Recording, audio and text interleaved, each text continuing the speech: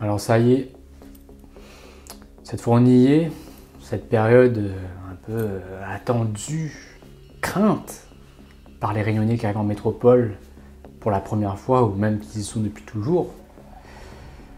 Tu vois que le thermomètre il commence un peu à descendre, tu vois que dehors les arbres perdent leurs feuilles, que le soleil se lève de plus en plus tard, se couche de plus en plus tôt. De la maison, ils commencent à mettre paletot, ils commencent à mettre chaussettes pour les dormir. Que voilà, la fée commence à coquer, commence à dire, mais comment se fait frais là le matin? Est-ce que ça survive là? Est-ce que ça devient encore pire en pire? C'est quoi il se passe? Donc mon ref, si tu commences un peu à t'inquiéter, à appréhender l'hiver, laisse-moi te dire que on a tout à fait raison. Alors si déjà là tout de suite, tu es déjà en train de te battre, tu vois, par rapport aux différents sujets qu'on a abordés dans les épisodes précédents, comme par exemple l'intégration, l'éloignement, ou même que ce soit aussi, tu sais, pour l'école, tu vois, les cours. Est-ce que pour toi tu galères un peu avec les cours, c'est difficile, c'est pas difficile, tout ça. Sache que quand les gens vont annoncer que tu vas passer en heure d'hiver, que ça y est, tu vois, le petit horloge de ton smartphone il se met à jour là. Là commence la vraie difficulté. Là on y est, tu vois, là va falloir être solide. Donc sache que l'hiver, donc comme je t'ai dit, cette période-là un peu où on commence à changer d'heure, donc c'est un peu vers octobre, novembre, voire un petit peu avant pour certains. C'est vraiment la période la plus difficile. Tous les Réunionnais, ou même les ultramarins peut-être, en général ceux qui viennent pour la première fois ici, là, ils vont te dire que c'est la période la plus difficile. Mentalement, physiquement, spirituellement. Alors si je te dis ça avec autant d'insistance et d'émotion, c'est pas pour te faire stresser ou te faire paniquer, même un petit peu quand même. Mais c'est surtout pour que tu sois conscient de ce qui est en train de t'arriver. Parce que voilà, il se peut que dans cette période-là, voilà, ton énergie voilà, se descende un peu, que ton moral soit un peu bas, que quelquefois, peut-être que certains vont entrer dans des périodes un peu de dépression, ou en tout cas, voilà, t'es moins joyeux, quoi, plus triste, plus un peu mélancolique, on va dire. C'est normal, c'est l'hiver qui arrive. Et sache que cette saison-là, personne n'y échappe. Hein. Même si tu es un chanceux qui voilà, retourne à La Réunion en fin d'année pour fêter Noël, le nouvel an avec ta famille, voilà, manger des litchis sous les flamboyants, sous le soleil, à la plage. Et tout ça a une fin, tu vois. Quand tu vas rentrer en métropole, en début janvier, là par là, quand là où ça commence à taper de dur, quand ton avion il va atterrir là, comme ça, Charles de Gaulle ou bien Orly, que le pilote il va prendre son petit micro et va dire mesdames et messieurs, ladies and gentlemen, là, dehors, température extérieure 3 degrés, il pleut. Crois-moi que là, il va falloir s'adapter très rapidement. Donc voilà, fini mon introduction un peu longue, mais on va rentrer directement dans le vif du sujet. Donc comment survivre en hiver. Alors déjà, on va commencer par le b.a.-ba. Comment s'habiller en hiver? Alors les gens ici ont une technique qui s'appelle la technique de l'oignon en ce qui concerne de l'habillement. Donc l'oignon a 3 couches. Donc 3 couches, retiens bien.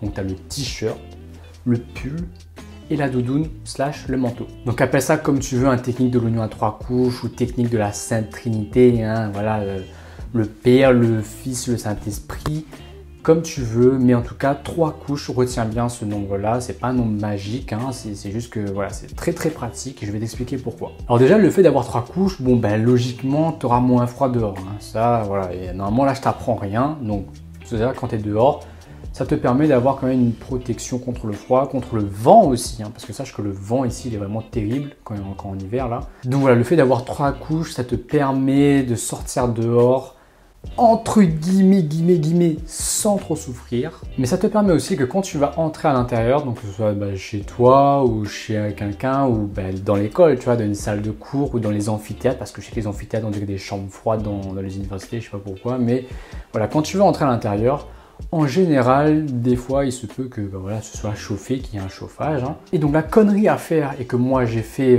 avec mes débuts, hein, de toute façon, je pense que ça trappe pas mal de Réunionnais, c'est d'avoir un t-shirt plus doudoune, en se croyant que voilà, c'est suffisant.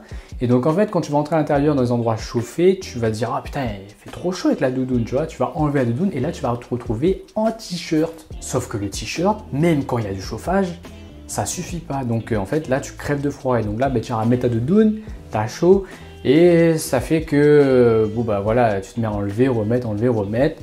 Alors que si tu as une couche entre les deux, donc 3 couches, tu enlèves ta doudoune, tu te retrouves avec un pull t-shirt.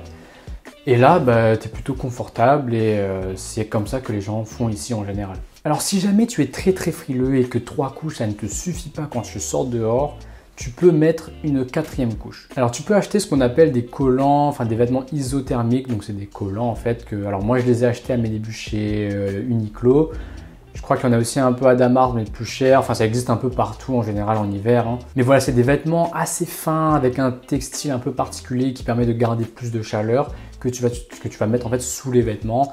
Donc sous le t-shirt, tu as un autre t-shirt un peu fin, voilà, et sous le pantalon, tu as un genre de legging. Oui, voilà, legging, même voilà, pour les gars. Là, il regarde plus s'il est viril, il n'est pas viril. Si, voilà, nous les hommes, plus les hommes. Là, la question, c'est est-ce qu'on va vivre ou pas? Donc après, toi de décider, mais voilà, moi à mes débuts, je sais que je les ai mis ce truc-là et franchement, c'est un truc, mais je pouvais plus m'en passer. Hein. Genre à chaque fois que je sortais dehors, je pouvais plus sortir dehors sans mes collants isothermiques. Et donc là, vraiment, tes protections optimales, là, c'est la technique de l'oignon à 4 couches, c'est vraiment le top du top, tu vois. Là, c'est donc tu as la doudoune ou le manteau, le pull, le t-shirt et le collant. Donc voilà, au nom du Père, du Fils, du Saint-Esprit. Amen, et là tu es protégé, plus rien ne peut t'arriver. Alors après ces collants tu les mets surtout quand tu sais que tu vas rester dehors assez longtemps, hein, parce que si par exemple tu vas en soirée, en boîte, un truc comme ça, là par contre tu vas crever de chaud. Hein, voilà, j'en ai fait les frais une fois. Donc ouais, pour les journées un peu où tu sais que je sais pas, tes potes et toi vous voulez sortir dehors, je sais pas, se balader ou quoi. Tu les mets, aucun problème, tu vas voir, ça change vraiment la vie. Ensuite, autre détail non négligeable, couvrir les extrémités, c'est vraiment très important parce que, enfin, quand j'appelle extrémités, surtout la tête, les mains et les pieds, parce que c'est là où s'échappe beaucoup de chaleur corporelle. Donc tu vas mettre un bonnet pour couvrir la tête et les oreilles si c'est possible, une écharpe pour ne pas éviter de tomber malade bien sûr. Et les gants, très important parce qu'en hiver, les mains elles prennent vraiment très cher, tu vas voir. Donc des gants, franchement, ça peut faire totalement la différence. Et bien sûr, des chaussettes longues ou un peu épaisses. Et là, c'est le top. Et surtout, ne sous-estime jamais le froid qu'il y a dehors. C'est vraiment une erreur qu'on a tous faite ici, mais ça se peut qu'un jour, tu vas te lever, tu vas te dire, mais ça va, aujourd'hui, il fait bon, tu vois, en plus, si dehors, il fait beau. Et vas-y, pas besoin de mettre ma doudoune, tu vois, je vais encore me trimballer avec un truc et tout. Tu vas sortir dehors. Et tu vas voir qu'en fait, tu t'es totalement trompé, qu'il fait super froid, tu vas regretter. Donc vraiment, regarde bien la température sur ton téléphone à la météo là. Et de préférence, sors vraiment toujours avec un manteau, une doudoune, même si tu crois que dehors il fait bon, en fait c'est pas le cas. Alors ensuite, qui dit hiver dit forcément aussi passage à la pharmacie, hein, et ça pour 2 raisons. La première raison, c'est pour se soigner ou au contraire pour prévenir la maladie, pour éviter de tomber malade. Alors pour tout ce qui est médicaments, honnêtement, alors moi je suis quelqu'un qui de base n'aime pas trop les médicaments. Bon, je les prends quand c'est vraiment très critique et pour ça j'ai qu'un médicament à retenir pour tout ce qui est un peu symptômes de rhumatisme et tout, donc c'est-à-dire mal de gorge, nez qui coule un peu, peut-être un peu de fièvre, enfin quand tu as une grippe quoi en quelque sorte. C'est le Fervex. Alors le Fervex c'est un genre de Doliprane un peu, hein, c'est la même chose en gros, mais un petit peu plus puissant peut-être. En tout cas chez moi c'est plus efficace, donc c'est quelque chose que tu peux prendre sans ordonnance à la pharmacie. Et ça en vrai, moi je guéris en 1 semaine avec ça quoi. Sinon, que ce soit en pharmacie ou en boutique chinoise ou peut-être dans les magasins un peu sportifs, tu peux aussi trouver le fameux baume du tigre. Donc ça c'est très connu aussi à La Réunion. Mais sache qu'il existe 2 baumes du tigre, le blanc et le rouge. Donc le blanc ça va être tout ce qui est pour voilà, rhumatisme, donc le nez qui coule, le mal de gorge et tout, tu frottes sur ta poitrine, derrière ton dos si tu peux, et ça va un peu voilà, décrasser un peu tout ça là, toutes les voies respiratoires, donc tu vas mieux respirer et tout. Et le rouge c'est un peu plus si jamais, je sais pas, tu as des douleurs articulaires par rapport au froid ou que tu as envie de te chauffer tout simplement, ça va faire circuler le sang, soit dans tes mains, soit dans tes doigts de pied et tout. Donc ça aussi, ça peut parfois être utile. Et sinon, moi je suis plus partisan un peu des remèdes entre guillemets grand-mère, donc voilà, qui sont pas trop médicaments. Donc en général, moi tous les matins en hiver, j'essaye de prendre une petite cuillère de miel plus du curcuma dessus. Alors le miel, pas le miel super maraîcher, un peu bas de gamme avec les sucres dedans là, du vrai miel, tu vois, bio. et du curcuma dedans. Et ça, en vrai, ça booste un peu le système immunitaire pour voilà, éviter de tomber malade. Et ce combo aussi miel-curcuma, c'est aussi un très bon remède contre les maux de gorge. Sinon, en termes aussi de boissons chaudes, boissons réconfortantes, autres que le thé ou le café ou le chocolat chaud, tu as aussi ce que je fais, alors c'est du lait que tu fais chauffer, que tu mets un petit peu de soit de cardamome dedans ou de la cannelle, ou aussi le combo justement d'avant, de miel curcuma, tu mélanges aussi avec du lait chaud. Alors pour ceux qui bien sûr supportent la digestion du lait, hein, pour ceux qui ne sont pas intolérants au lactose bien sûr. Mais voilà, ce lait chaud, plus comme je t'ai dit, cannelle ou cardamome et miel curcuma, c'est vraiment un petit cocktail qui est réconfortant, qui est bon en goût et qui va aussi soigner les maux de gorge et éviter de tomber malade. Après, en vrai, le remède aussi le plus efficace en hiver pour pas tomber malade, c'est de garder une certaine activité physique, hein, même s'il fait froid dehors. Je te demande pas non plus de taper un jogging tous les matins. Mais au moins, tu vois, je sais pas, bouge un peu la journée, le matin, fais des échauffements, étirements, ce genre de choses, quoi. Juste histoire de faire circuler le sang toute la journée. Ça va vraiment t'éviter de tomber malade, de faire en sorte que ton corps il s'éteigne, tu vois, et qu'il t'abandonne. Au contraire, là, c'est la période où justement, il faut le maintenir un peu en vie. Donc voilà, je te conseille de quand même garder une petite activité physique à côté en hiver. Donc voilà, la première raison d'aller en pharmacie, se soigner. La deuxième raison, c'est la sécheresse. Alors c'est un peu comme si, tu vois, le froid déjà, c'était pas suffisant. Tu vois, faut en plus que l'hiver soit froid et sec.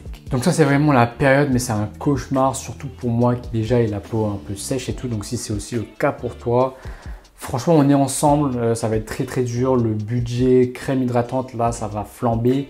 Mais voilà, on n'a pas le choix, on va pas laisser ça comme ça, hein. Donc, pense à investir bien sûr dans une crème hydratante pour le corps, le visage et surtout aussi pour les mains. Je te jure, c'est la première fois de toute ma vie que je pense que j'achète une crème hydratante pour les mains. Mais pour te dire à quel point le froid ici il tabasse vraiment, tu vois. De toute façon, il suffit que tu regardes un peu les gens qui s'hydratent jamais là, que tu vois leurs mains complètement asséchées, comme je sais pas quoi là. S'il te plaît, fais pas comme eux, tu vois. Prends une petite crème pour les mains, ça coûte pas très cher en plus en pharmacie, tu la mets régulièrement et ça te permet vraiment d'être beaucoup plus confortable, hein, tu vas voir. Sinon, pareil, tu vois, les gens le matin, tu vois, ils arrivent, la lèvre complètement les pétées là, et sec comme jamais, quoi, il est grand étang là. Ça, pareil, évite, si tu veux pas faire comme eux non plus, investis dans un bon stick à lèvres, quoi. Et encore, moi, j'ai une solution encore mieux que le stick à lèvres. C'est le baume à lèvres. Donc alors la différence entre le stick et le baume à lèvres, déjà c'est que le baume à lèvres il est plus cher, mais c'est pour une bonne raison et honnêtement l'investissement, en tout cas personnellement, je pense, vaut le coup.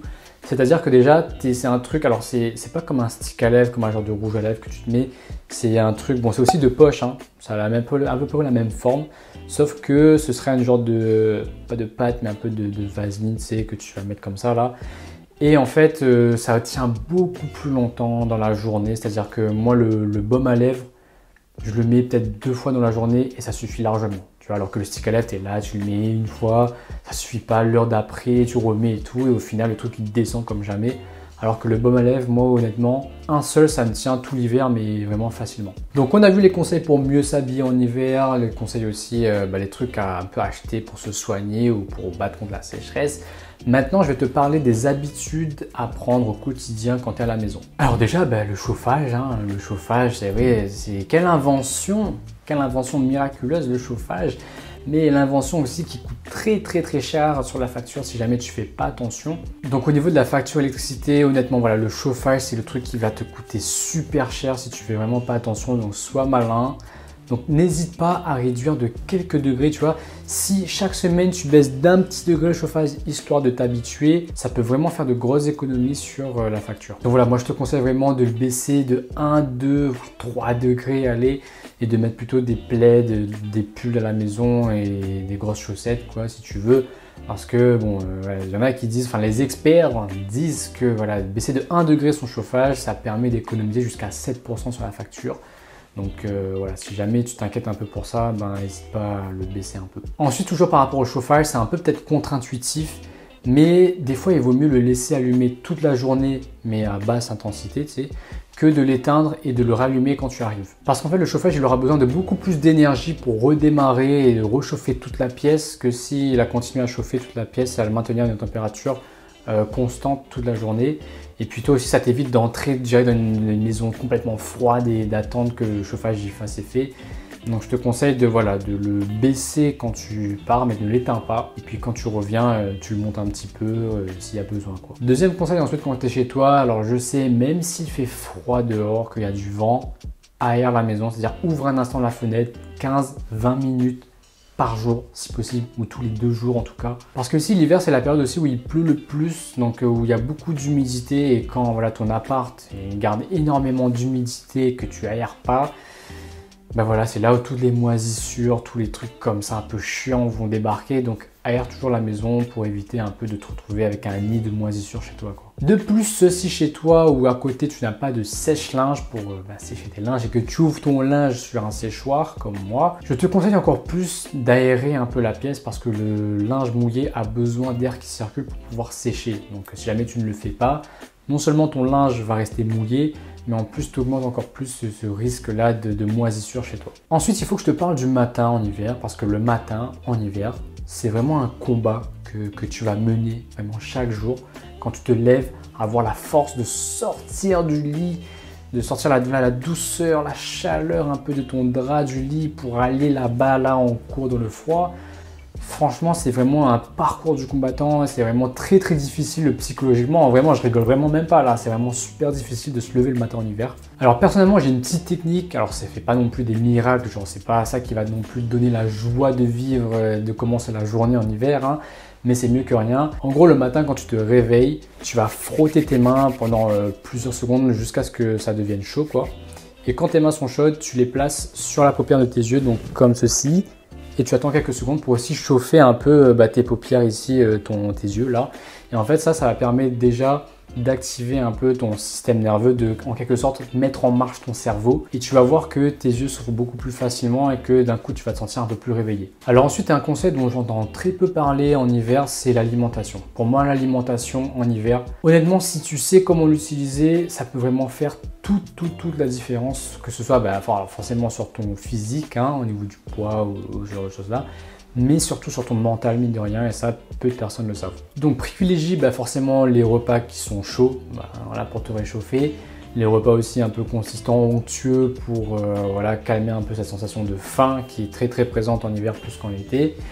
Et surtout, et j'insiste là-dessus, le plus possible, mange des trucs qui sont facilement digestes, donc qui se digèrent très très facilement. Et ça, c'est très simple à comprendre, hein. Tu connais un peu cette sensation-là où tu es complètement éteint après un bon gros repas bien fat, tu vois, l'après-midi quand tu as envie de dormir, de somnoler là, tu vois de très bien de quoi je parle. Et en hiver, vu que le système digestif il est au ralenti, cette sensation un peu de léthargie, tu vois, de flemme, où tu as envie de rien faire, elle est encore pire. Donc manger un peu n'importe comment et à n'importe quelle heure, surtout tard le soir, tu vois, quand tu as la flemme de cuisiner et que tu tardes encore plus à 22 h et que tu décides finalement, parce que tu as la flemme de commander un gros Uber Eats bien fat, bien gras, bien sucré et tout, c'est vraiment un piège dans lequel on est tous tombés, hein, moi y compris.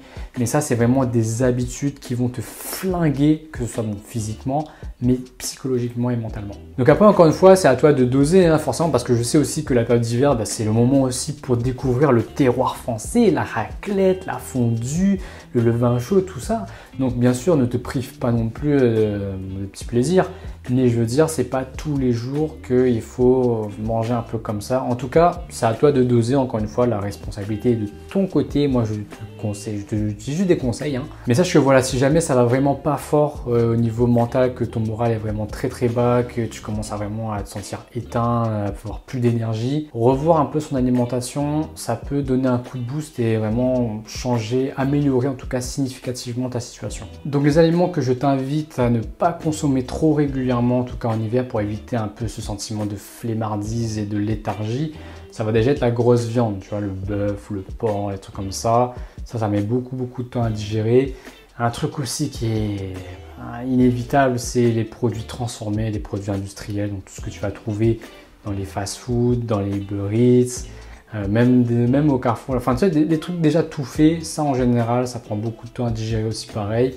Donc je te conseille plutôt, si tu as le temps, encore une fois, tu fais ce que tu veux, mais de cuisiner toi-même des aliments qui sont plutôt frais, des légumes, des fruits de saison, du poisson, si à la limite c'est déjà mieux. Ensuite, le dernier conseil que j'aimerais te donner, alors si tu veux, selon la ville dans laquelle tu es, l'hiver peut être assez différent. Donc tu vois, neige, pas neige, beaucoup de pluie, pas beaucoup de pluie, vent, pas vent. Mais en tout cas, il y a un point commun en tout cas entre toutes ces villes en hiver, c'est que le soleil il disparaît. Donc vu que le soleil il se couche beaucoup plus tôt et se lève beaucoup plus tard, en fait quand tu vas en cours il fait nuit et quand tu reviens de cours chez toi il fait nuit. Donc en fait voilà, tu ne vois plus du tout la lumière du jour en fait. Et ça honnêtement pour un rayonné ou même pour un ultramarin, enfin quelqu'un qui vit dans les îles quoi, le manque de soleil c'est quelque chose qui est vraiment très difficile à vivre. En tout cas ça met vraiment un gros coup bas. Que ce soit dans le moral, donc il faudra faire attention à ça. Donc dès que tu vois la moindre petite lueur de soleil, tu as le moindre petit rayon de soleil un peu comme ça, tu sors dehors tout de suite. De toute façon, tu vas voir que tu n'es pas le seul, que quand il y a du soleil en hiver, tout le monde est dehors, tu vois, et tous les Français en mode comme si les arts du parking le port là, ouais, de quoi m'a parlé là, même si les arts bronzent comme là, ben c'est pareil, tu fais la même chose. Tu vas voir qu'ici, de toute façon, le soleil, l'ensoleillement, il joue beaucoup sur le ressenti de la température. C'est-à-dire que pour une même température, une zone qui est ensoleillée, une zone qui est à l'ombre, c'est vraiment le jour et la nuit, c'est vraiment le chaud et le froid. Bon, c'est un peu logique, mais encore plus qu'à La Réunion si tu veux. Et surtout qu'à La Réunion, les gens au contraire, tu vois, ils sont fatigués d'avoir autant de soleil, donc on passe plus notre temps à l'éviter et à trouver des zones à l'ombre. Donc c'est en fait, aller au soleil, c'est pas forcément des fois un réflexe que tu as quand tu viens d'arriver, une habitude. Mais voilà, en tout cas, c'est quelque chose que je t'encourage impérativement à faire pour éviter des carences en vitamine C ou D ou je sais pas quoi et avoir quand même une humeur un peu plus bonne pour les jours un peu plus ensoleillés. Ah, et aussi pendant que tu dis au revoir un peu au temps ensoleillé, au soleil et tout l'été, profites-en aussi pour dire au revoir à ton bronzage parce que lui aussi il va totalement disparaître, il va s'éteindre en hiver. Et donc ça de toute façon, même si tu n'en prends pas conscience, t'inquiète, les appels FaceTime avec tes parents, ta famille vont te le rappeler. Donc voilà, maintenant c'est la conclusion. Donc moi j'aimerais bien te dire que ça y est, tu es maintenant prêt à affronter l'hiver avec tous les conseils que je t'ai donnés. Mais en vrai, je sais que ça va quand même être très difficile, que voilà, il y aura des moments très bas. Donc écoute, on reste ensemble, voilà. Encore une fois, je te le répète, mais si je fais ces vidéos, si je prends le temps, c'est que je sais que tu as la force pour pouvoir surmonter tout ça, ok? Alors du coup, j'ai plus qu'à te souhaiter bonne chance. Écoute, ça va être une expérience forte, intense, difficile, mais une expérience quand même. Donc voilà, ça forge le caractère. On va essayer de tirer un maximum d'apprentissage, de positif de tout ça, même si c'est difficile. Et puis, encore une fois, voilà, je te souhaite bon courage et puis on se retrouve au prochain épisode.